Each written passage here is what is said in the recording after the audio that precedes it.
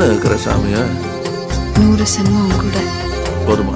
100 சென்மம் நமக்கு போதுமா? வேற வர ஏதும் கேப்பமா? சகாவரம் கேப்போம் அந்த சாமிய